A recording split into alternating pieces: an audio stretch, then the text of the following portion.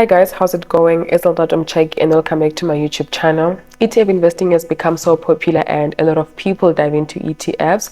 It just makes investing so simple, honestly, especially to beginners. If it's your first time ever investing in the stock market and you are not yet comfortable with choosing an individual stock, then ETF investing is for you. So in today's video, we'll be looking at dividend focused ETFs and also touch a bit on ETF investing. And please remember that none of my videos constitute as financial advice. I am not a financial advisor.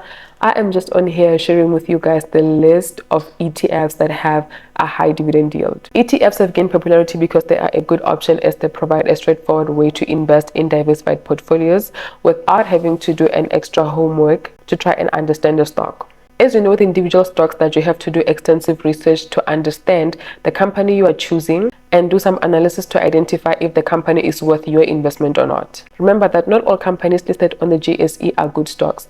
They may be big enough to be listed on the JSE, but find that they are not great stocks and they might not give you the returns that you're looking for. So with ETFs, you won't have to do much as the work is already done for you. And you can actually start small and gradually build your diversified portfolio. By diversifying, we just mean to invest in different countries, different industries, different sectors in one fund. For example, there are total world ETFs that have companies across the world. That is so much diversification, and as an investor, that is what you actually need to mitigate the risk of losing all your money. To put this into context, if you now invest 1,000 Rand in an individual company, should the share price go down, you will most likely lose all your money. But with ETFs, this is less likely to happen because if you now go buy an ETF that tracks 500 companies, you are actually buying 500 companies at one go. And that helps reduce the risk of investing in one company. Because if that company performs poorly, you will lose all your money, as I've said. Another advantage with ETFs is that they have low cost, and this allows investors to actually keep more of their returns. Most ETFs have expense ratios of less than 1, which is too low that it won't reduce your investment that much. If you have 1,000 Rand invested and the expense ratio is 10%, that's a cost of 10 Rands, which is pretty low. So you need to go with ETFs that have lower expense ratios. So investing in ETFs is the best thing you can do for yourself. It's way less stressful and you can actually get good returns in the form of cash as dividends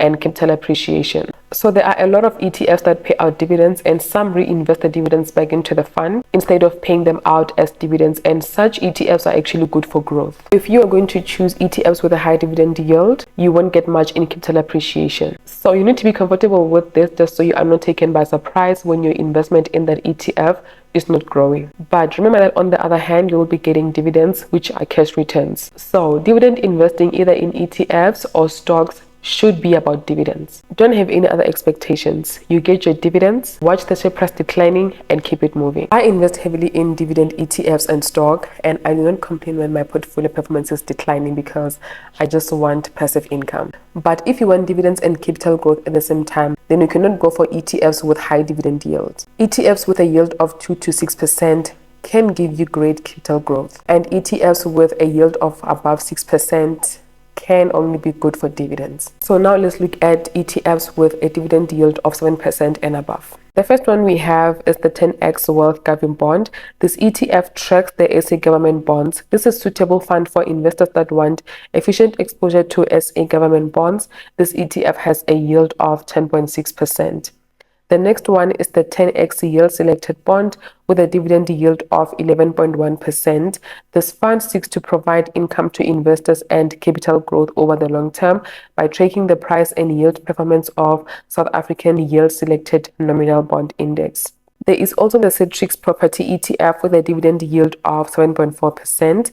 It tracks property companies in South Africa and is the same as the One Invest SA Property ETF. And I have it in my portfolio, the One Invest SA Property ETF, and it has a dividend yield of 6.4%, somewhere around there. So considering the yield, the Citrix ETF is better, and honestly, jokes on me because I call myself a dividend investor. I was supposed to go with the Citrix Property ETF. I don't know where I was looking or with what was I comparing the One Invest SA Property ETF with, but I actually thought about it, and once I max out my TFSA, I will add the Citrix Property ETF in my ZAR account. The next ETF is the 10X Income Actively Managed ETF, and it has a dividend yield of 7.5%. The investment objective of this ETF is to deliver a high level of income and long-term stability on capital invested through investing in a combination of asset classes, including equity, bonds, money, and property markets, both locally and abroad. So for the ETFs, we have looked at focus on bonds, right? And this one focuses on both bonds, equities, property, and the money market. So it's well diversified because it does not focus on one thing. So if you do not want to put all your money in the bond market, then this ETF can be the best option for you. And then we have the One Invest SA bond with a yield of 10.2%. This tracks SA government bonds with a maturity period of 1 year or more. Remember that bonds have different maturity periods. Some mature in a year, some in 3 years or more. The next one we have is the Prescient Income Provider, and it has a dividend yield of 7.1%. This fund invests in local money market bonds, inflation-linked bonds, preference shares, and derivatives to meet the investment objectives. Same as the 10x Income Actively Managed ETF, it is well diversified. And then we have the Ritway Global Property ETF with a 9.1% dividend yield. This one tracks global companies. And those who watched my recent Invest With Me video know that I sold my investment in the Signet Global ETF because it has a low yield, and I did not know that there is the Ritway Global Property ETF until I did my research for this video. Honestly, if I knew about it, I would have went with it from the start, but I guess it is what it is. We learn. And then the next one is the Citrix TV Plus with a dividend yield of 10.5%. This is my absolute favorite. It's the largest holding in my portfolio. It consists of 30 companies that are expected to pay the best normal dividends over the forthcoming year. The selection of the 30 shares is therefore not based on the market capitalization, but rather the ability of the company to pay superior dividends. And from Citrix, again, we have the SA bond with a dividend yield of 10%. This fund is the same as the One Invest SA bond, and they both have a yield of 10%, but I'm pretty sure that the expense ratio differs, and that's the factor to consider when you choose which fund you want to invest in, since everything else is the same. And I once made a video on how to pick an ETF where you compare different ETFs and look at expense ratios to see which one is less than the other. So I will link it somewhere here or at the end of the video. And the last one, we have the Citrix Namibia bond with a yield of 9.7%. The index comprises of 10 bonds issued by the Namibian government. So if you want to step out of the country a bit for passive income, then this ETF is the one.